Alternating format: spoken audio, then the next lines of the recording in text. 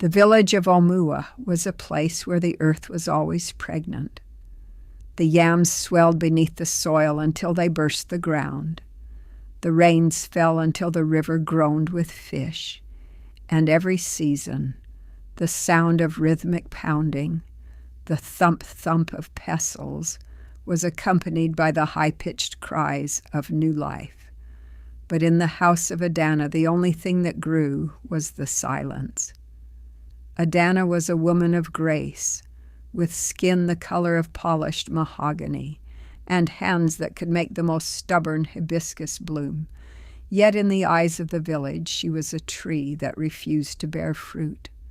They called her Agbanma, the beautiful shell with nothing inside. The weight of the empty cradle. Every morning, Adana walked to the stream.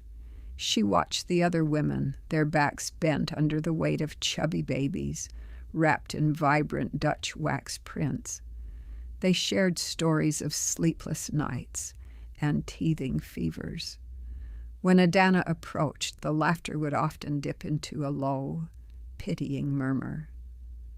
"A woman is a garden," the elders would whisper.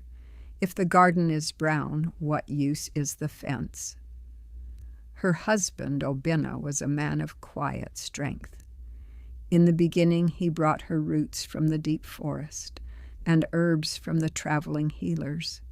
He held her through the nights when she wept against his chest, her tears soaking his tunic. But as the years turned into a decade, even Obinna's eyes began to wander toward the sprawling families of his brothers. The pressure from the kinsmen was a cold wind that never stopped blowing. The night of the moon. One evening during the New Yam festival, the village was alive with the smell of roasting meat and the thunder of drums. Adana sat on the outskirts of the firelight. She watched a young mother struggle to settle a fussy toddler. Without thinking, Adana reached out. The mother pulled the child back instinctively, a flash of superstition in her eyes. It was the look people gave to something cursed, as if barrenness were a shadow that could jump from one skin to another. Adana didn't cry. She stood up, walked past the dancing circles, and headed into the quiet of the bush. She walked until the drums were just a heartbeat in the distance. She sat by the great Iroko tree and looked at the moon. "I am a mother," she whispered to the stars. "I am a mother to the seeds I plant. I am a mother to the stories I tell. Why must my worth be measured only by what leaves my womb?" The turning of the tide. The following month, a fever swept through Omuwa. It hit the children the hardest. The village was paralyzed with fear. The healers were overwhelmed, and the mothers were blinded by their own panic. It was Adana who stepped into the gap. She did not have children of her own to shield, so she walked into the houses of the sick. She used the knowledge of herbs she had gathered during her years of seeking a cure for herself, not to conceive, but to heal. She stayed awake for 7 nights, sponging foreheads, brewing bitter teas, and singing the low, melodic stories that had lived inside her for years. She became the steady hand that the village lacked. She didn't just nurse their bodies, she mothered their spirits. A new name. When the fever finally broke and the village breathed again, the silence in Adana's house was gone. It was replaced by the patter of feet, not her own children, but the children of the village who came to hear her stories. The mothers who once pulled their babies away now brought them to her door, seeking her wisdom. The elders no longer called her the barren woman. They called her Neora, the mother of all. Adana realized that her emptiness had actually been a vast space, one large enough to hold the entire village. She was no longer a dry garden. She was the rain that kept the whole forest green. The earth was still pregnant, and so was she, not with a child, but with a legacy that would outlive any name.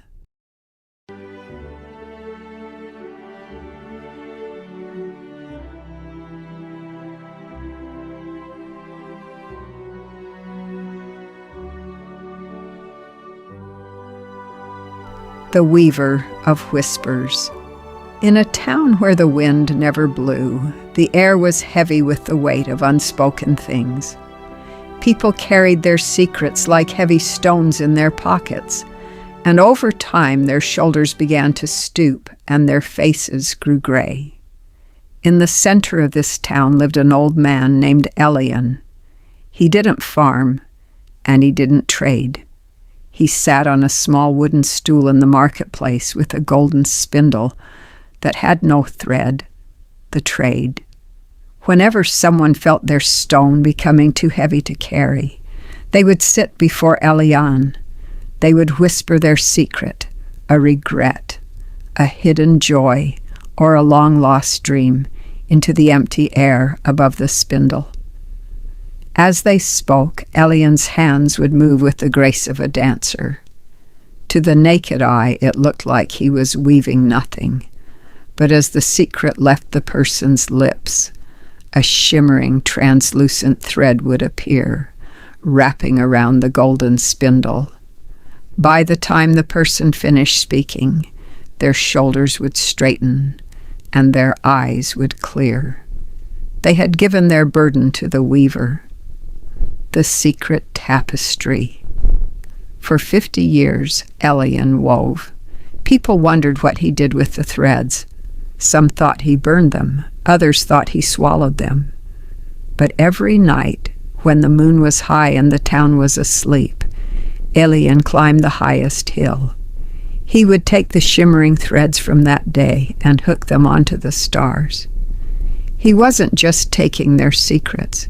He was turning their private pains into public light.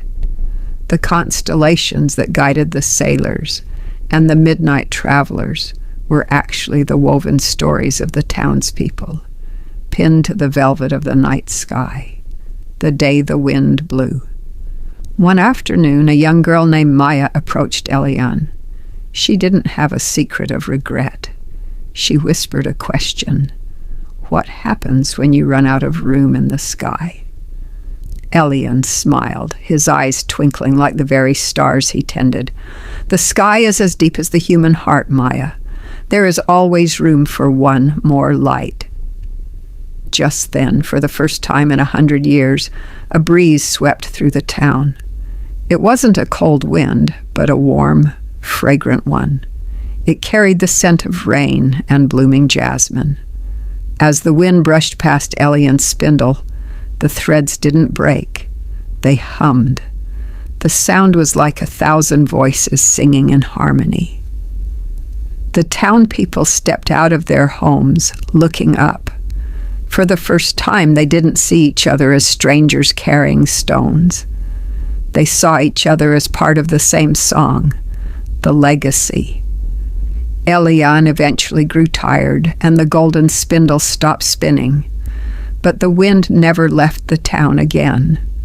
Now, whenever someone feels a burden, they don't have to find a weaver. They simply stand in the breeze and speak. The wind carries their words up to the heights, adding new stars to the map of the world. And Maya, the girl who asked the question, now sits on a wooden stool in the marketplace, not with a spindle but with a pen, making sure that even the smallest whisper is never forgotten.